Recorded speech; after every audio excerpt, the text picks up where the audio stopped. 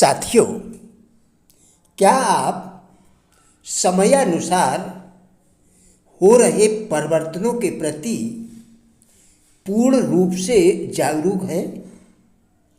यदि नहीं, तो खुद से पूछें क्यों। आज हम इसी विषय पर आपके साथ वार्ता करेंगे। भविष्य में रेडियो कार्यक्रमों के सफल निर्माताओं को अपनी विशेषताओं को प्रमुखता देनी पड़ेगी, जिससे वे दर्शकों पर निश्चित रूप से इसका प्रभाव दिखा सकें। आज के दौर में हवाई बयानों पर आधारित विक्रय वार्ता और खरीदने की चिकनी चुपड़ी बातों से प्रायोजक उब रहे हैं। वे चाहते हैं कि भविष्य में लेन देन ऐसा हो जिसमें कोई विवाद ना हो। साथ ही साथ वे सबूत की भी मांग करेंगे। आपने अब तक देखा होगा कि कुछ लोग मजमा लगाकर मूर्खतापूर्ण ढंग से हंसाते हैं और अपनी ओर आकर्षित करके अपना सामान भी बेचते हैं। एक बात और जो शायद उन लोगों द्वारा समझी जा सकेगी जो अवसर के इस नए क्षेत्र में प्रवेश करने के बारे में विचार कर रहे हैं। रेडियो का विज्ञापन, जिससे अभी तक बढ़िया कमाई हो रही थी, इस विज्ञापन के दौर को विशिष्ट विज्ञापन विशेषज्ञों के एक पूरी तरह से नए समूह द्वारा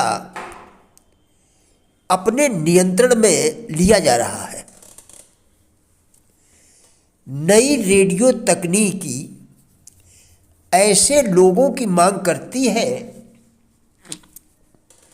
जो ध्वनि के संबंध में लिखित पांडुलिपि से विचारों की व्याख्या कर सकते हैं। यह जानने के लिए लेखक को कई हजार रुपए और सालों कठिन परिश्रम लगाना पड़ता है। आज रेडियो के क्षेत्र में उन लोगों के लिए बहुत जगह है जो विचारों को उत्पन्न कर सकते हैं और पहचान सकते हैं। आपके लिए बेहतर है कि आप भूल जाएं कि आपके अवसर किसी अन्य क्षेत्र में हैं। अब आपको अपने करियर के लिए नए और ठोस रास्ते चुनने होंगे। यही आज की मांग है। उस व्यक्ति के लिए कुछ भी असंभव नहीं है जो चिरस्थायी विश्वास के साथ इच्छा के पीछे खड़ा है। वियना कोर्ट ओपेरा के निदेशक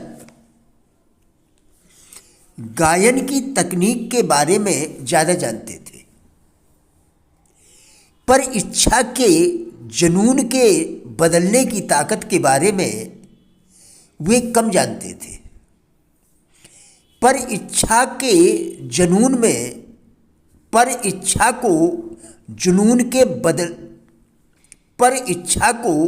जुनून में बदलने की ताकत के बारे में वे कम जानते थे।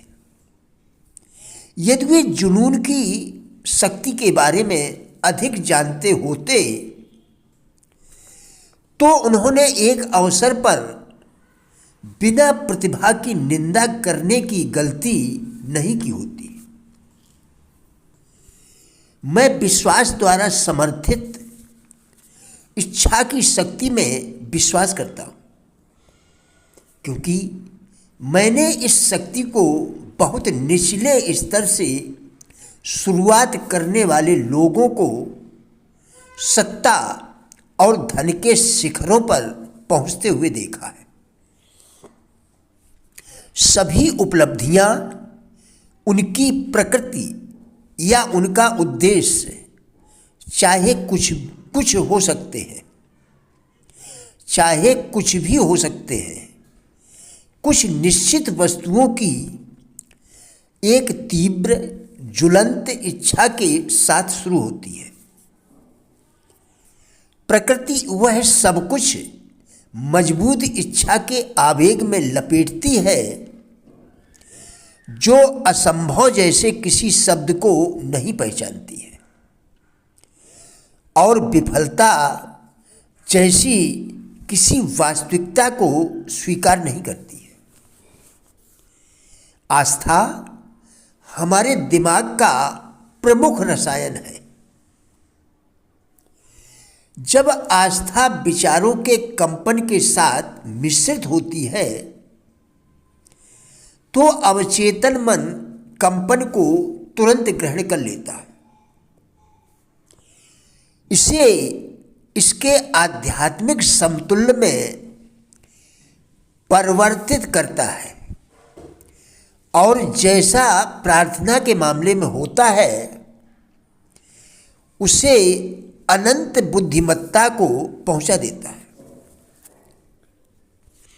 आस्था दिमाग की एक अवस्था है जिसे स्वतः सुझाव के सिद्धांत के माध्यम से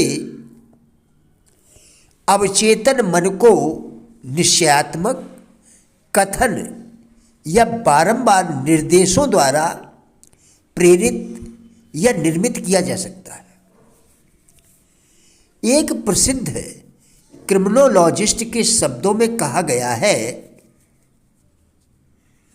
जब लोग पहली बार उस अपराध के संपर्क में आते हैं जिससे वे घृणा करते हैं, यदि वे काफी समय तक अपराध के संपर्क में रहते हैं तो वे इसे करने और इसे सहन करने के आदी बन जाते हैं। यदि वे और काफी लंबे समय तक इसके संपर्क में बने रहते हैं तब वे अंतिम रूप से इसे गले लगा लेते हैं और इससे प्रभावित हो जाते हैं। विचारों का कोई भी आवेग जो बार बार अवचेतन मन में डाला जाता हो, विचारों का कोई भी आवेग जो बार बार अवचेतन मन में डाला जाता हो, अंत में स्वीकार कर लिया जाता है और अवचेतन मन द्वारा इस पर काम किया जाता है जो उस आवेग को उपलब्ध सबसे अधिक व्यवहारिक प्रक्रिया द्वारा इसे भौतिक समतुल्य में परिवर्तित करना शुरू कर देते हैं। विचारों के अंश, भावनाएं या अनुभूति वे कारक हैं जो विचारों को जीवन और कार्रवाई देते हैं। आस्था, प्रेम और सेक्स की भावनाओं को जब किसी विचारों के आवेग के साथ मिश्रित किया जाता है तो इन भावनाओं में से अकेले कोई भी जो कर सकता है उसकी तुलना में अधिक कारगर होता है। प्रिय साथियों, राजेंद्र बलाटिया यूट्यूब चैनल के सभी वीडियोस एक अच्छी ज़िंदगी जीने के लिए अत्यंत ही उपयोगी है। हमारा विश्वास है कि इस चैनल के सभी वीडियोस आपको ज़रूर अच्छे लगेंगे। कृपया चैनल को सब्सक्राइब करें, जिससे इसी प्रकार के और भी वीडियोस आप लगातार देखकर अपने विचारों में परिवर्तन कर सकें। वीडियोस को लाइक एवं शेयर करके कृपया हमारे फेसबुक पेज गुड लाइफ को भी फॉलो करें, जिसका लिंक वीडियो के डिस्क्रिप्शन में दिया गया है। कृपया हमारा भी उत्साह बढ़ाएं। धन्यवाद।